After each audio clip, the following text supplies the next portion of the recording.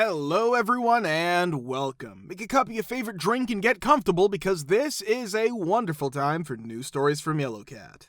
Send your own stories in the comments below and maybe they'll be in our new video. Subscribe to the channel if you're not subscribed yet. Let's get started. What incident at your job made you so mad that you left it without any notice? Part 3. Boss/owner got a heart attack 3 months before the company was supposed to move to a new location. The VP got a case of stage panic and froze. There was no choice. None. They didn't move to the new place in 3 months or in the next 3. The landlord of the first place kicked the company out, so they had to move overnight. Because they had to move overnight, IT systems and software were not tested at the new site.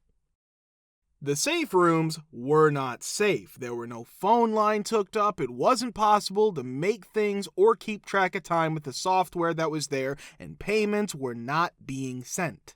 It turns out that some did go out, but to the wrong people. It's possible that someone got paid for 40 hours of work every week for 6 months without doing any work for the company and never spoke out.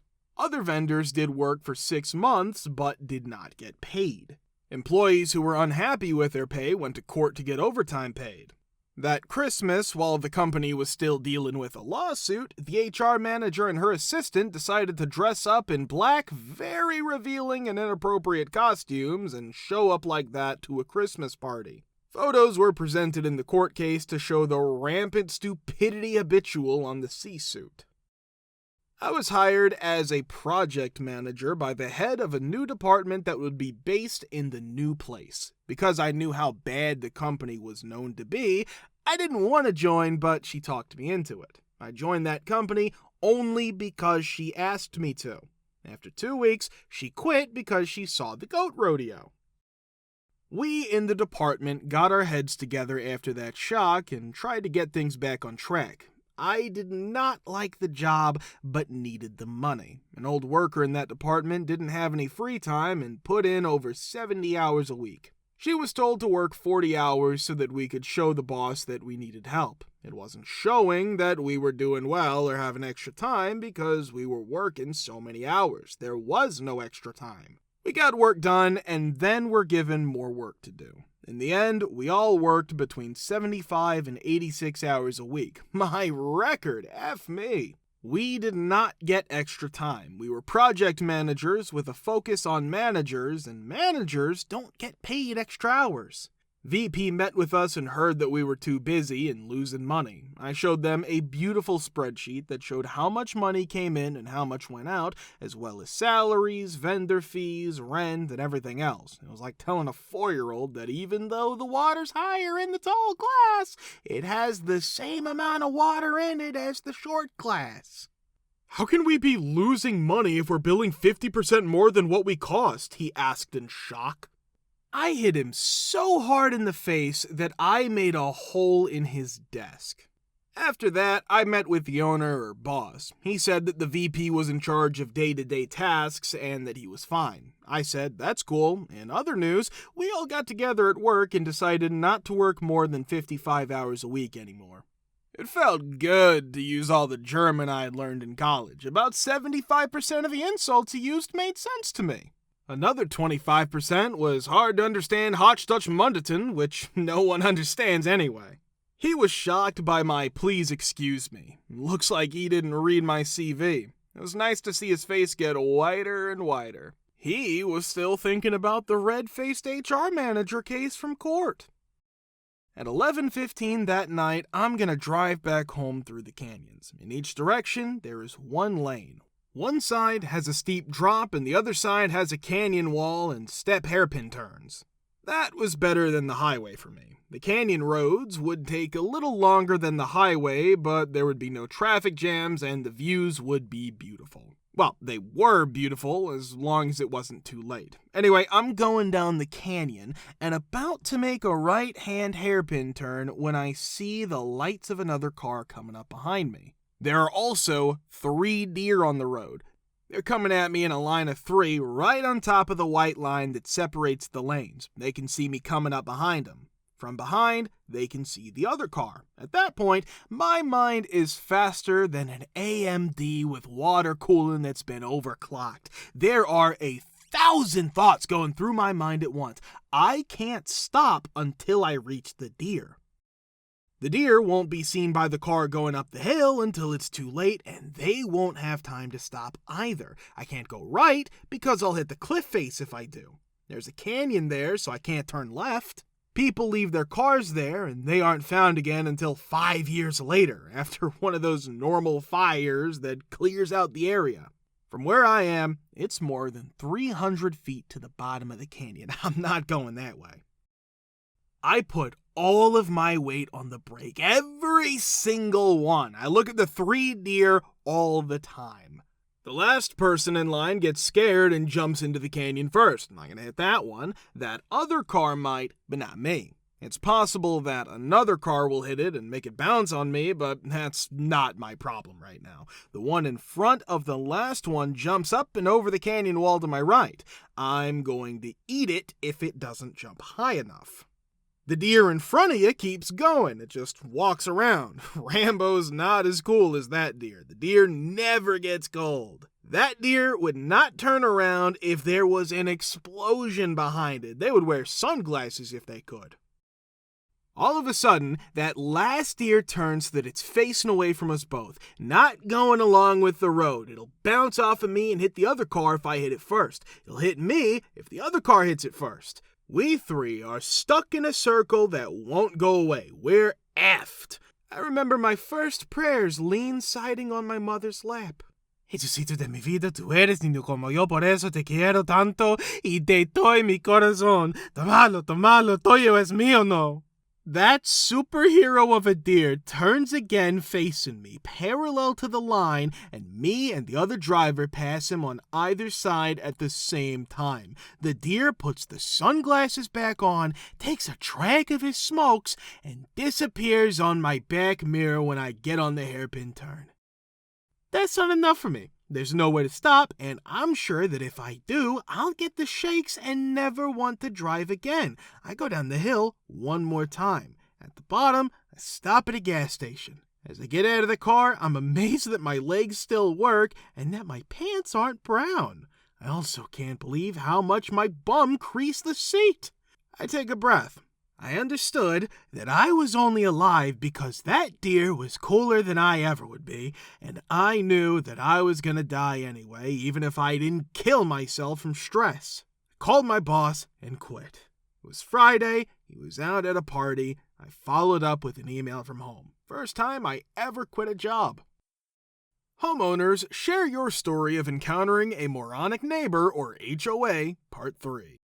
We rented in an HOA for a year, and the neighbors hate renters and newbies most. This small mountain lakeside community is gated. About 400 people live there in summer and 150 in winter. Many retire, only 4,000 people live next door. The school serves less than 300 K-12 students. Everybody knows everyone else. Since all roads would be cleared of snow and the rent was low for a 2-year lease, we decided to rent there. When we visited, our boys were 12 and 14. That raised suspicions. One of our kids took a different route home from the bus stop and called me. Someone called to say my son was loitering and skipping rocks while fishing from a community pier. My husband restored an old Corvette, his baby. The HOA required front right stickers. My husband refused and put on the visor, which he displayed whenever he approached the gate. He was delayed and lectured every time he tried to reach the gate. He had the only local Corvette. Rent-A-Cop showed their worth by following multiple stubborn residents and watching their every move. They also regulated trash cans, house colors, yard art, pets, wildlife, and waterway safety. All their lives, they were in the way. We broke our lease early because we thought breaking the law would be more fun. I enjoyed bothering these crazy people. It wasn't a good way to teach kids manners. Kids hid from guards all day and were punished for everything. I always thought the HOA and gated community kept bad guys out. They were big, mean fish in a small pond of paid-to-swim tadpoles. They're cruel, and ours got out of hand. Technically, HOA rules say no work vehicles parked overnight in driveway, but because there wasn't a good definition of work vehicle, most people just ignored it. The guy who works for the cable company didn't even bother to look at his van. Until the next neighbor. When a new neighbor moves in, she thinks it looks bad, even though the guy has lived in the neighborhood for 14 years and parked that van in his driveway. When she complains, the new HOA manager sends the guy a fine. The guy then moves the van out of his driveway and parks it on the street every night. Even Les likes that from the new neighbor. That's why she calls the management company again. A new fine comes from the management company. Guy was ready this time, though. He already knew that since our streets are public, the HOA doesn't have any control over what people park on them. As long as he parks legally, i.e. not on the side of the street with the fire hydrant, the HOA can't do anything. Another neighbor lives right next door and drives a truck. She paid storage fees to park the cab of her truck there instead of at her house, which we thought was funny. Another annoying neighbor was the truck driver who parked her empty truck cab on the road when she wasn't driving, which caused a fight with the cable guy neighbor. All of them are legally parked and emergency vehicles can get down the street. I love just sitting back and laughing at the mess my annoying new neighbor has made.